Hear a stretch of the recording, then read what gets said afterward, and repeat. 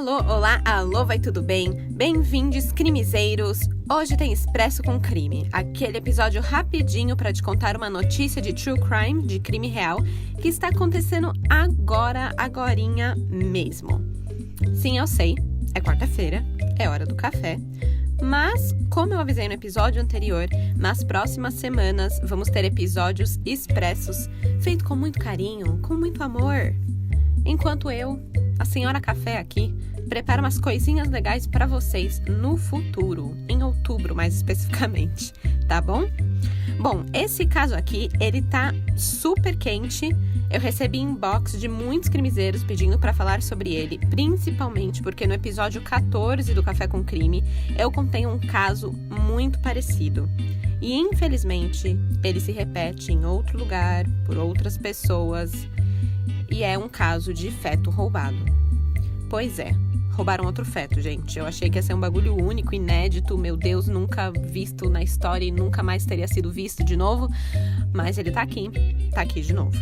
O caso que eu comentei no episódio 14, ele aconteceu em Porto Velho, em Rondônia, e ele foi cometido por uma menor de idade, em circunstâncias bem esquisitas também. Pra quem tem estômago forte, recomendo, mas é muito doido. Tá lá no episódio 14, ok?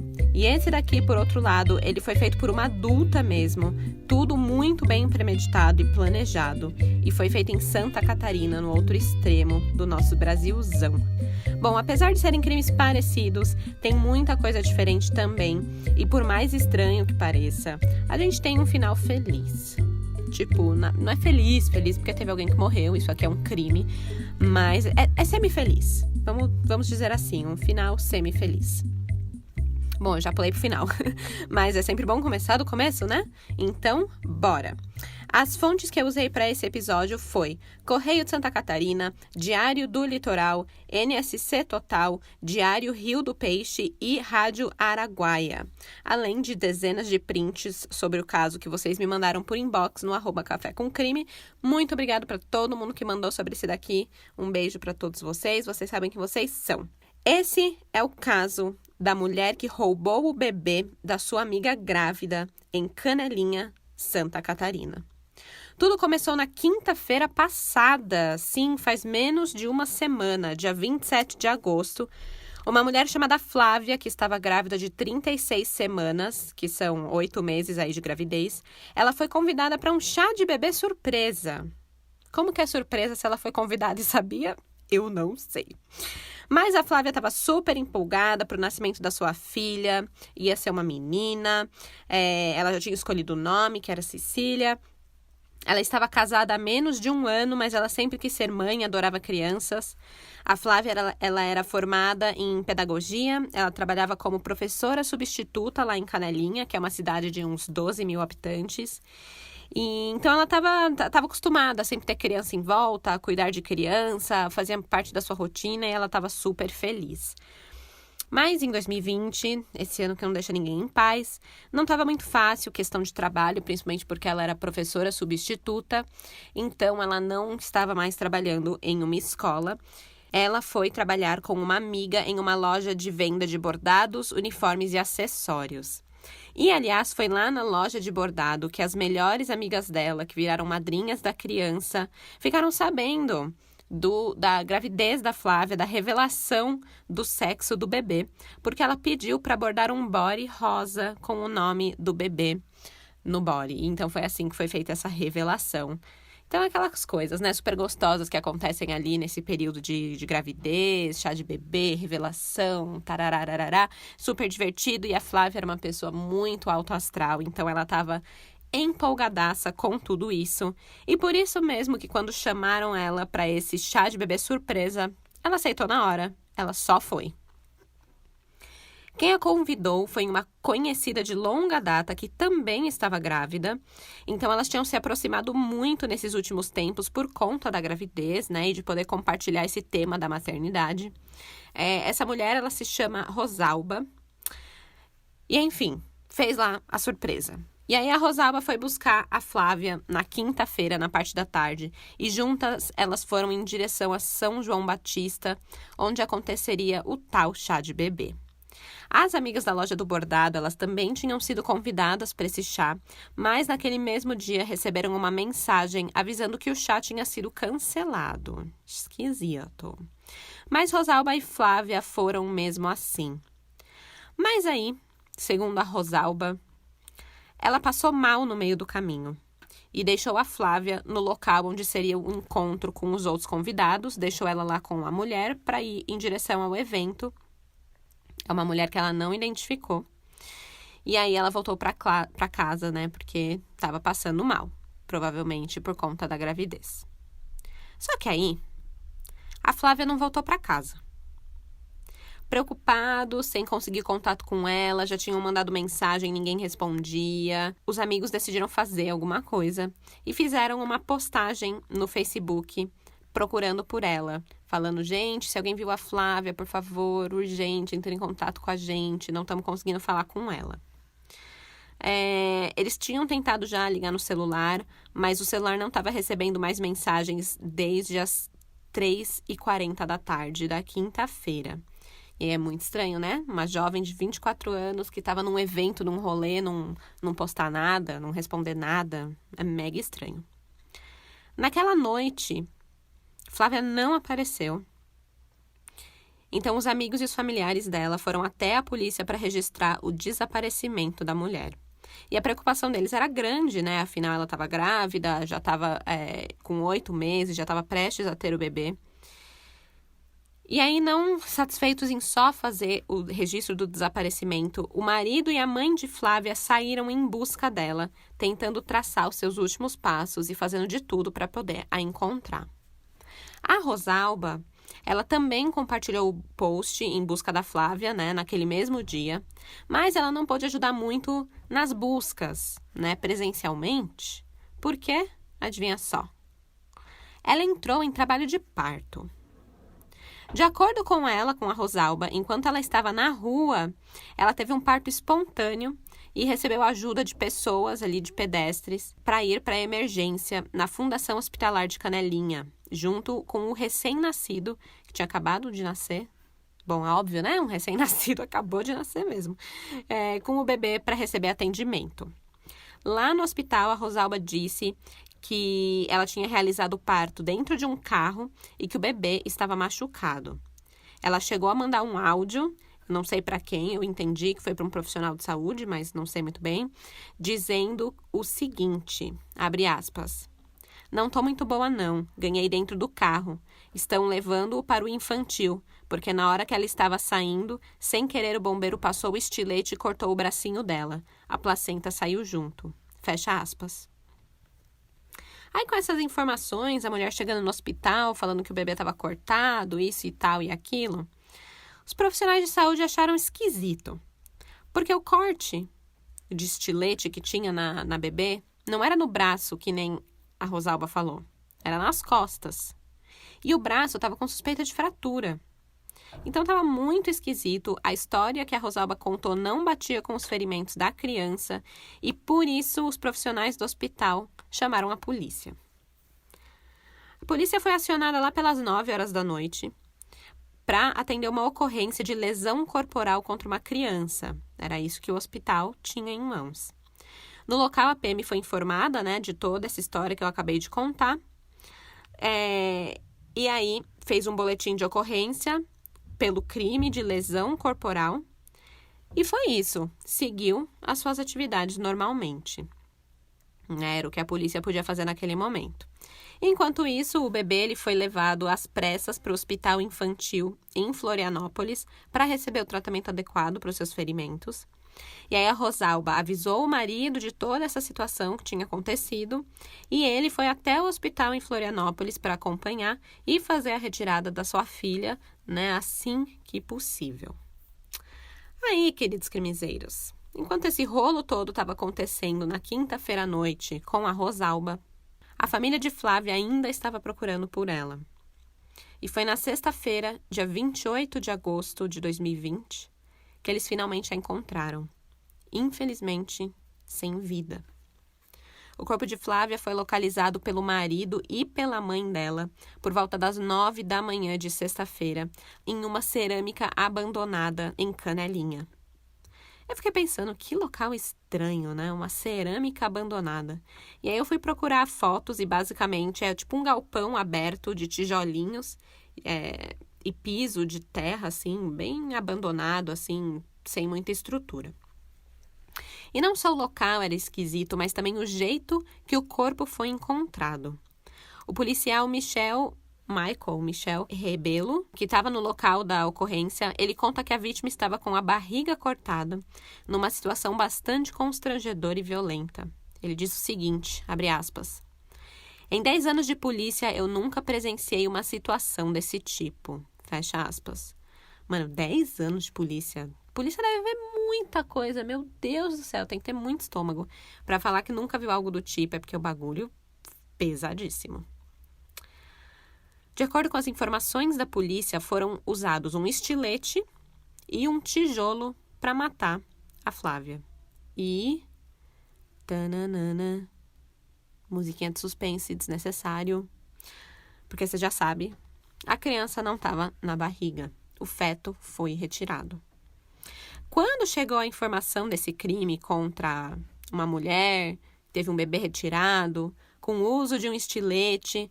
A polícia imediatamente ligou com a história de Rosalba no hospital, da criança que teve um corte do estilete, desse parto estranho, história mal contada pela mãe.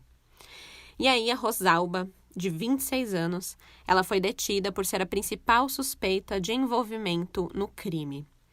Ela já tinha passagens policiais por lesão corporal e ameaça, e ela não foi a única.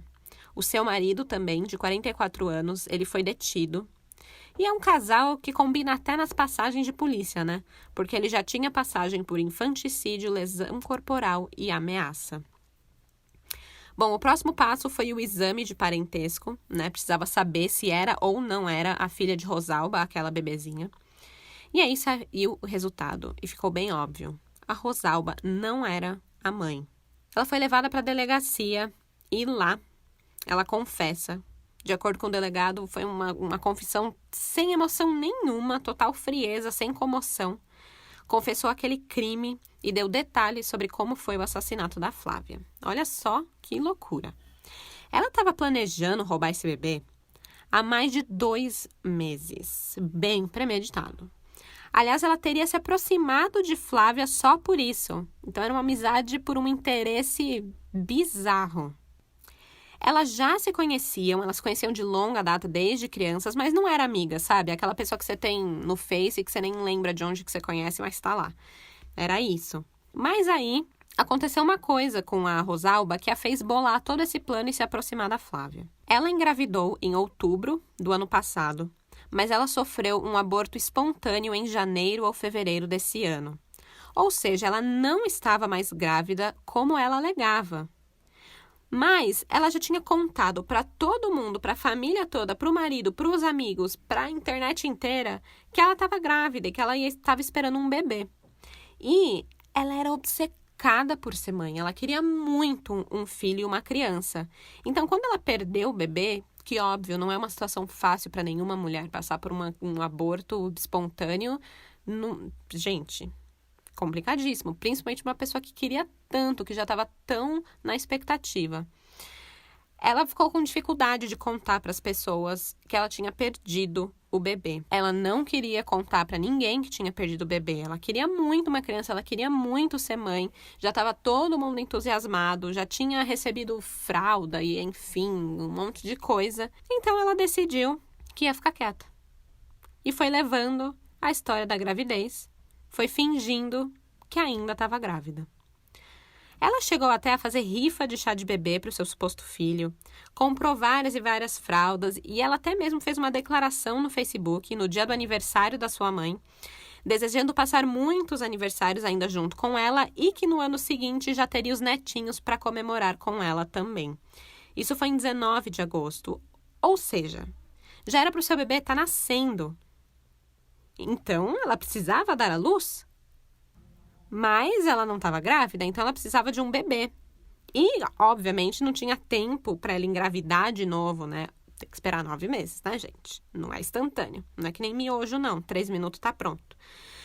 E aí, foi que ela teve a brilhante ideia, em junho, de se aproximar de Flávia, uma conhecida que tinha mais ou menos o mesmo tempo de gestação que ela precisava ter e que elas poderiam se conectar através desse tema da maternidade, já que ela falava para todo mundo que estava grávida. E foi isso que ela fez. Quando chegou perto da data em que ela supostamente daria à luz, que seria agora em agosto, ela colocou o plano dela em ação. Ela bolou toda aquela história do chá de bebê, buscou a Flávia, mas um pouco antes de chegar ao falso destino que ela levaria para o chá de bebê, ela parou o carro na fábrica de cerâmicas abandonadas e falou para a Flávia que elas iriam aguardar ali os próximos convidados, porque ninguém tinha chegado no local ainda, então era melhor esperar ali. Tipo, muito esquisito, né? Eu não sei quem marca ponto de encontro em fábrica abandonada. Eu, hein? A crimiseira que eu sou, eu já ia ter ficado mega desconfiada a sair correndo. Ou não, né? Porque teoricamente eu tô ali como uma amiga. Então, sei lá, que situação, hein, gente? Pelo amor de Deus. Bom, aí enquanto elas aguardavam, a Flávia ficou distraída e deu as costas para Rosalba. E foi aí que ela recebeu várias tijoladas na cabeça, perdendo os sentidos. Ela ficou inconsciente e caiu no chão. E foi aí que Rosalba usou um estilete para tirar a criança do ventre de Flávia. E aí deixou a Flávia largada lá sangrando e fugiu para a rua para fazer toda aquela encenação do parto espontâneo e foi para o hospital por volta das 5 horas da tarde. Ou seja, a Flávia ficou das 5 horas da tarde da quinta-feira até por volta das 9 da manhã de sexta-feira, largada na fábrica de cerâmica abandonada. O laudo da perícia do corpo de Flávia indicou que a morte dela foi causada pela hemorragia do ferimento na barriga, do corte na barriga. Ou seja, o que é tenso pra cacete, que ela estava viva quando teve seu bebê retirado da barriga. Ela morreu por conta do sangramento por ter sido largada lá. O laudo também apontou múltiplos ferimentos na cabeça e no pescoço, além de lesão aparentemente de defesa no braço. Então, ela também tentou lutar pela sua vida.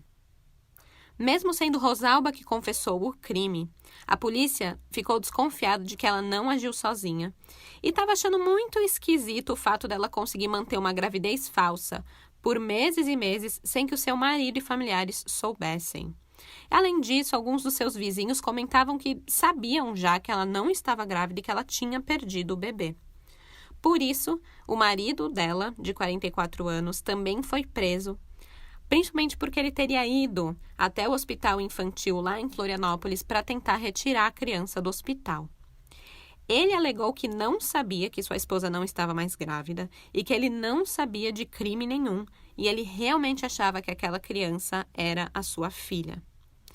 O delegado conta que, diferente da Rosalba, que estava totalmente fria, né, sem comoção nenhuma, contando de todo esse caso, o marido dela estava bastante nervoso e chorava muito. Além do depoimento de Rosalba, ainda existem provas físicas do seu envolvimento com o crime. Gente, agorinha, enquanto eu estava escrevendo esse episódio, terça-feira, dia 1º de setembro, a Polícia Militar cumpriu um mandado de busca e apreensão na casa dos acusados e lá eles encontraram o celular e documentos da vítima, da Flávia. Então, assim, né, gente, provas físicas não é bem difícil de refutar, né? A investigação ainda não divulgou detalhes sobre o fato de o celular da Flávia estar na casa da Rosalba e do marido, mas o inquérito segue em andamento. Com isso, Rosalba e o seu companheiro, eles ficaram presos na unidade prisional de Tijucas, em Santa Catarina. Conforme o delegado do caso, eles serão indiciados por homicídio triplamente qualificado, ocultação de cadáver e lesão corporal gravíssima contra o bebê. O final semifeliz que eu comentei é porque o bebê passa bem, gente. Amém. Ela foi medicada com antibióticos e remédios para dor, por causa das lesões sofridas, né, durante o crime, o corte e tudo mais, mas ela vai sobreviver. O bebê, ele está sendo acompanhado pelo Conselho Tutelar até ser comprovado o parentesco de Flávia, né, e do seu marido através de DNA, né? Tem que ter certeza que o bebê foi realmente retirado de Flávia. E, segundo informações do delegado, a previsão é que a bebê seja entregue ao pai após receber alta do hospital ainda essa semana. Então, ela vai poder crescer com o pai, com a família de Flávia e com as suas madrinhas e receber todo esse carinho e esse amor da família. Infelizmente, não vai ter a mãe, mas vai conseguir ficar com a família. O corpo de Flávia ele foi sepultado no cemitério municipal de Canelinha no sábado agora, no dia 29. E isso tudo, essa história, principalmente porque não é o primeiro caso que eu falo sobre feto roubado, me deixou pensando, né? Até onde as pessoas não estão dispostas a ir para sustentar uma mentira, né? Uma mentira e um desejo também, né? Bem daqueles custe o que custar. É muito triste ver uma história começar a se repetir. Uma hora em Rondônia, depois em Santa Catarina. E o triste desse crime é que ele não só acaba com a vida de uma mulher inocente, mas ele também vai deixar cicatrizes eternas, né? Na vida da criança, do marido, de toda uma família. E não só da família da vítima, gente. Deixa eu contar outra coisa. Isso tudo que eu contei até agora já é muito revoltante. Sim, eu sei, dá raiva, dá ódio. Eu fico, ai meu Deus, essa mulher é um monstro. Né? A gente tem mania de usar essas palavras monstro, maníaco, enfim. Mas a gente precisa dar um break com essas coisas. Por quê? A justiça está sendo feita em seu tempo, está sendo feita de forma correta. E eu tô falando isso porque tem pessoas xingando muito no Facebook outras pessoas com o mesmo sobrenome de Rosalba. Até por isso eu não coloquei aqui o nome completo, nem da vítima e nem da acusada, porque já tá rolando maior bafafá nas redes sociais. Uma foto de uma mulher que tem o mesmo sobrenome, da Rosalba, ela foi compartilhada erroneamente e a sua família tá recebendo muito hate na internet só por ter o mesmo sobrenome. E detalhe, a foto da mulher compartilhada é uma mulher que já faleceu. Ela deve estar se revirando lá no túmulo, porque tem gente que não checa os fatos. Tem que saber o que você está lendo e o que você está compartilhando, gente. Não adianta em nada lá xingar e compartilhar hate sem sentido. Então, assim, além da família da vítima, tem uma outra família, nada a ver que está sofrendo hate. E a família de Rosalba, claramente, também está recebendo hate. E é assim, a mulher cometeu o crime. Não a família inteira dela, né? Mas mesmo assim, a casa dos pais da Rosalba foi apedrejada e arrombada. Tudo que tinha dentro da residência foi tirado do lugar e a família nem conseguiu registrar um boletim de ocorrência por medo de ser mais exposto ainda. Eles acabaram saindo da cidade por medo de futuras agressões físicas. Então, assim, a gente vê que é violência gerando violência. E já é tudo muito triste e a gente ainda tem mais isso, né? Sabe o que seria melhor? Em vez de disseminar ódio, compartilha mensagem de apoio para a família de Flávia. Eles estão lá, estão sofrendo, tem uma bebê que vai crescer sem a mãe.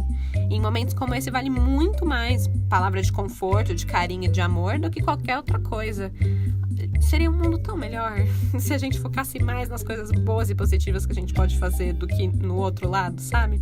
E eu vou encerrar esse Expresso com Crime com esse recadinho. Pense 10 vezes antes de xingar e julgar alguém nas redes sociais. Mas pense uma vez só, não precisa nem pensar, para mandar uma mensagem de conforto, uma mensagem legal, bonita e positiva para alguém.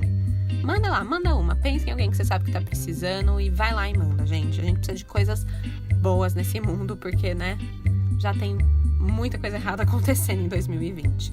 Então vamos ser legais, crimezeiros, tá bom? Espalhar amor, S2. Tô fazendo um coração com a minha mão aqui. E é isso, um último recadinho. Normalmente eu não posto foto dos episódios expresso, mas como esse aqui é o único episódio da semana, amanhã vai ter foto sim no @cafécomcrime, lá no Instagram. Então, pra quem ficou curioso pra ver esse caso com seus próprios olhos, pra ver a cena do crime e, enfim, a foto da vítima, eu vou compartilhar lá com vocês, tá bom? É isso, gente. Fiquem longe de chá de bebês surpresa, principalmente na pandemia, porque de desgraça já basta esse podcast. Tchau, tchau.